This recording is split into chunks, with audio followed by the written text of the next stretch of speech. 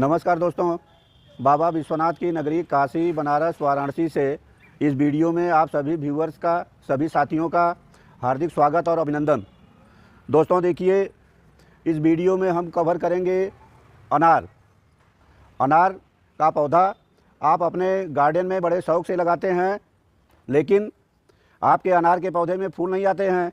फूल आते हैं तो फूल ड्रॉप कर जाते हैं, फल में कन्वर्ट नहीं होते हैं। तो दोस्तों इसका क्या कारण है, क्यों फूल ड्रॉप कर जाते हैं, आपको फल नहीं मिल पाता है, इसकी चर्चा हम इस वीडियो में करेंगे। इसके कारण और समाधान के विषय में आपको जानकारी मिलेगी। दोस्तों देखिए, फूल ड्रॉप करने का जो सबसे बड़ा कारण होता है धूप की कमी। आप कोई भी फल का पौधा आप छाए वाले स्थान में लगाएंगे, ऐसी जगह लगाएंगे जहाँ पर कि पौधे को अगर धूप नहीं मिलेगी तो आपके पौधे में न फूल बनेगा और न ही फूल फल में कन्वर्ट होगा। तो आपको धूप का ध्यान रखना है। अब ये देखिए, आपके सामने मेरा ये अनार का पौधा है। आप देख सकते हैं हमारे अनार के पौधों में कम से कम सैकड़ों फूल बने हैं और फूल फल में भी कन्वर्ट होते हैं। ये देखिए, ये आप देख सकते हैं, ये देखिए छोटे छोटे फल में कन्वर्ट हो रहे हैं हमारे फूल। फल बनने की प्रक्रिया चालू है, फूल सारे खिले हुए हैं। तो दोस्तों फूल ड्रॉप ना करें, इसके लिए आपको अपने पौधे को पहला काम करना है, धूप में लगाना है। और दोस्तों देखिए, दूसरी वजह आपके फूल क्यों ड्रॉप करते हैं, आप पानी पे आपका कंट्रोल नहीं होता है। आपको नहीं पता है कि आपको अपने अनार के पौधे में कितना पानी डालना है। दोस्तों देखिए, अनार का पौधा सूखी मिट्टी को पसंद करता है, लेकिन एकदम से सूखी मिट्टी नहीं, मिट्टी में नमी बरकरार होनी चाहिए। जिस समय फूल बनने लगता है उस समय आपको पौधे में पानी देना कम कर देना है। लेकिन कम करने का मतलब ये नहीं है कि आप इतना कम पानी डालिए कि मिट्टी की नमी ख़त्म हो जाए।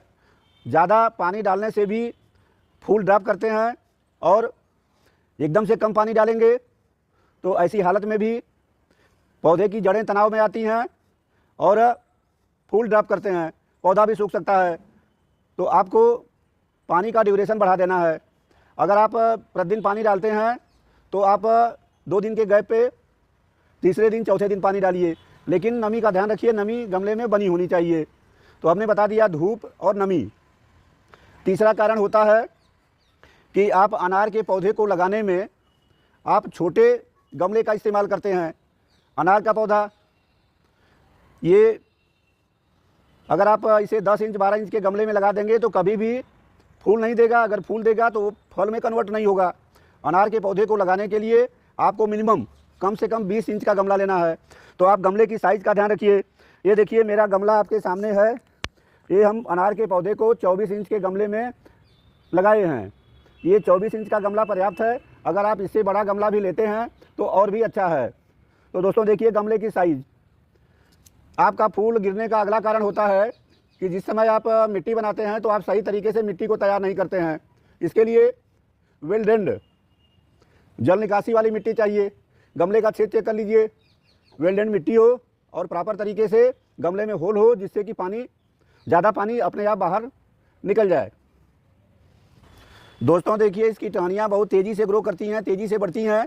तो समय समय पे साल में कम से कम 2 बार इसकी प्रूनिंग आप कर दीजिए। प्रूनिंग करने से नई शाखाएँ बनती हैं और नए शाखा में ही ज़्यादातर फूल निकलते हैं और फल बनते हैं। और पौधे का ध्यान भी ग्रोथ को रोक करके फल और फूल बनाने में लगता है। दोस्तों देखिए, फूल और फल ना बनने का अगला कारण कि अनमैच्योर्ड प्लांट।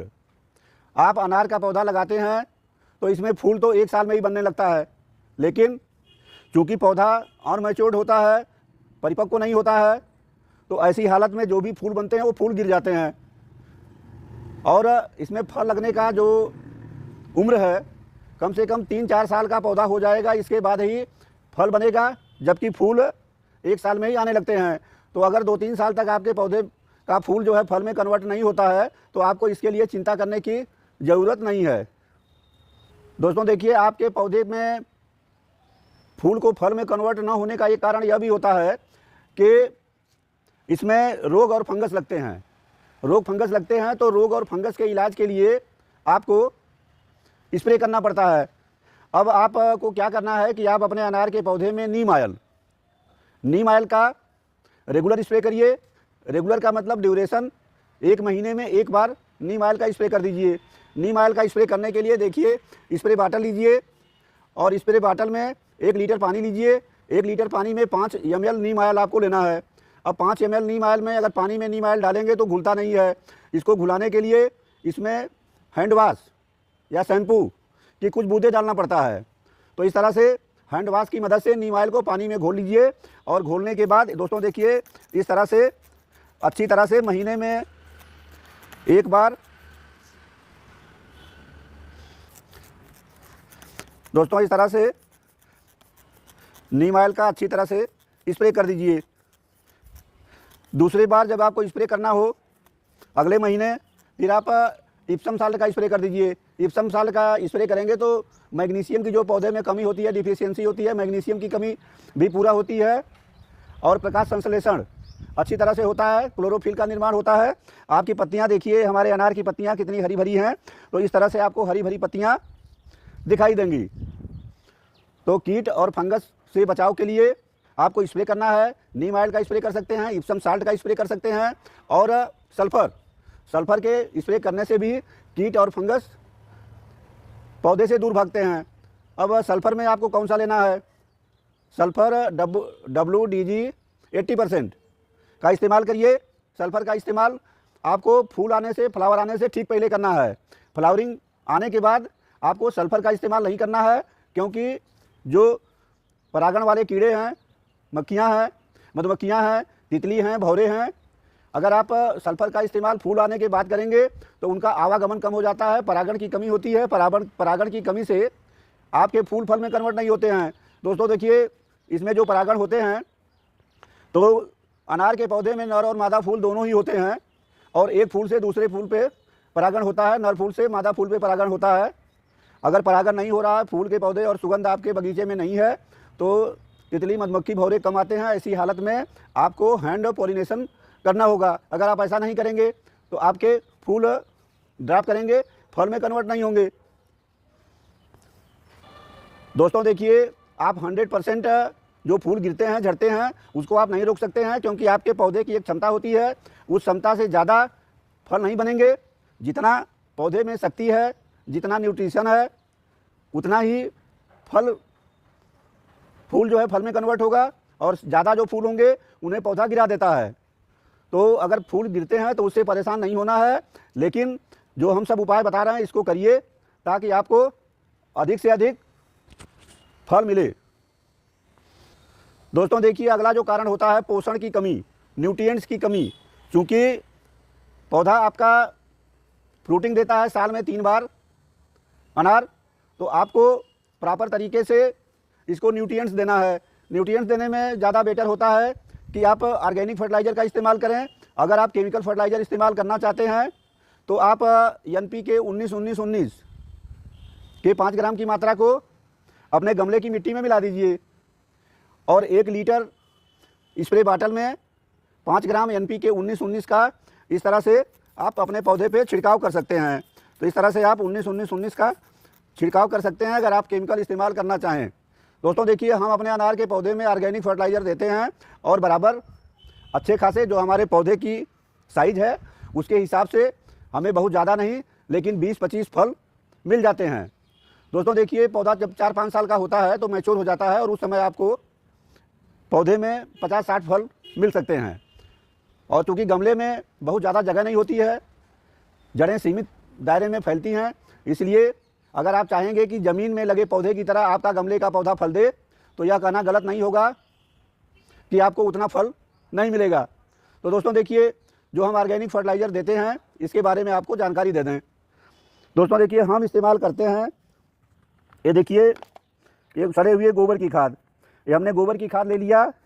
और ये देखिए मस्टर्ड केक फर्टिलाइज़र, सरसों के खली की खाद। अब ये देखिए, हमने 24 इंच के गमले के लिए आधा किलोग्राम गोबर की खाद लिया है। और ये मस्टर्ड केक फर्टिलाइज़र, इसकी मात्रा करीब 100 ग्राम, 100 ग्राम हमने मस्टर्ड केक फर्टिलाइज़र लिया है।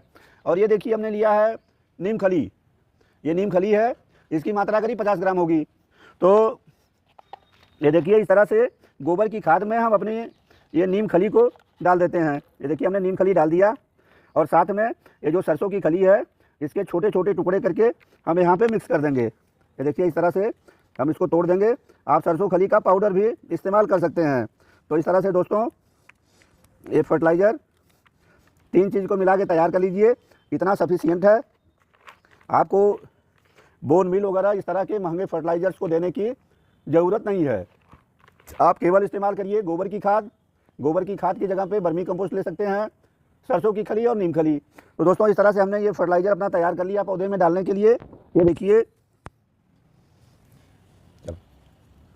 दोस्तों, देखिए इसके नीचे की टहनियों को काट दीजिए ताकि गमले की इस तरह से काट के जो नीचे टहनियाँ इनको काट देंगे तो गमले की मिट्टी में प्रॉपर तरीके से सनलाइट पहुँचेगी। और दोस्तों कोई भी खाद देने से पहले हमको कोई टूल्स लेकर के ये इस तरह से हमको मिट्टी की गुड़ाई करना होता है। दोस्तों देखिए इस तरह से हमने अच्छी तरह से गुड़ाई कर दिया। गुड़ाई करने के बाद ये जो फर्टिलाइज़र हमने आपको बताया इसमें डाल देंगे। ये फर्टिलाइज़र डालने के बाद इसके जड़ के चारों तरफ फर्टिलाइज़र को फैला देंगे और हाथ की मदद से हम ये फर्टिलाइज़र को मिट्टी में मिक्स कर देते हैं। मिट्टी को में मिक्स करने के बाद ये इस तरह से हम इसे समतल कर देंगे। दोस्तों देखिए हमने फर्टिलाइज़र दे दिया है, इसमें डाल देंगे पानी। वीडियो लंबा हो रहा है, पानी हम बाद में डाल देंगे। दोस्तों देखिए फूल ड्रॉप ना करे, इसके लिए हमको एक ताकत देना पड़ता है पौधे को। और ये देखिए सी सेक्रेट, ये सी सेक्रेट है। सी सेक्रेट की 5 ml की मात्रा हमने इस अपने स्प्रे बॉटल में ले लिया है। इसका हम अपने पौधे की पत्तियों पे सी सेक्रेट का छिड़काव करेंगे। सी सेक्रेट से बहुत जो भी हमारे पौधे को ज़रूरत हो पत्तियों के माध्यम से इसको न्यूट्रिएंट्स बहुत जल्दी अवेलेबल हो जाते हैं। तो इस तरह से हम कर देंगे सी सेक्रेट का छिड़काव। दोस्तों सी सेक्रेट से इसके छिड़काव के 3 दिन में ही इसका रिजल्ट आपको दिखाई देने लगता है। एकदम से पौधे की हरियाली बढ़ जाती है। दोस्तों देखिए एक प्रॉपर आपको दवा बता देते हैं, प्लोनोफिक्स के नाम से दवा आती है। अगर आपको ज़्यादा प्रॉब्लम है, आपके ज़्यादा फूल झड़ते हैं, पौधा आपका मैच्योर है, तो वैसी हालत में आपको प्लोनोफिक्स का इस्तेमाल करिए। लिक्विड है, 4 ml की मात्रा 16 लीटर पानी में मिक्स करना होता है। तो आपको जितने पानी की ज़रूरत है उसके हिसाब से दवा मिक्स करके अपने अनार के पौधे पे छिड़काव कर दीजिए। आपके फूल ड्रॉप की समस्या हो या फल के ड्रॉप की समस्या हो, सारी समस्या का समाधान प्लोनोफिक्स में होता है। तो दोस्तों इस तरह से इस वीडियो को यहीं समाप्त करते हैं। हमें उम्मीद है कि यह वीडियो आपके लिए काफ़ी फ़ायदेमंद होगा। दोस्तों अगर वीडियो अच्छा लगा हो तो हमारे चैनल ग्रैंडपा गार्डन को लाइक करें, सब्सक्राइब करें, अन्यों को शेयर करें। बहुत बहुत धन्यवाद। नमस्कार, जय हिंद।